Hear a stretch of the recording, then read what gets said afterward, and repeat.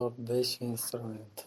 Birinchisi, bu telefonni oddiyroq telefon bo'ladigan bo'lsa, ekrani yozib bo'ladigan programmalar.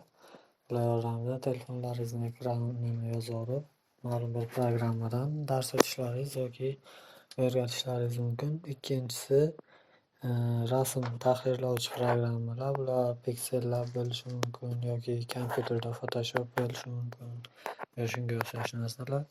Uchinchisi, video editor dasturlar. Bular odatda juda ham qimmat turmaydi. Bepul variantlari yoki kerak variantlari ishqilib Blender dasturini oladigan bo'lsalaringiz, Blender dasturini ichida ham bor.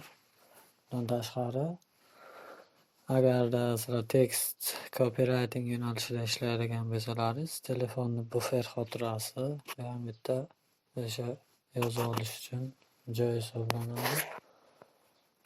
Beshinchisi deb oladigan bo'lsak, ovoz yozib olish dasturlari ham odatda pulli turmaydi. Ular ham bitta bepul instrument hisobiga o'tadi.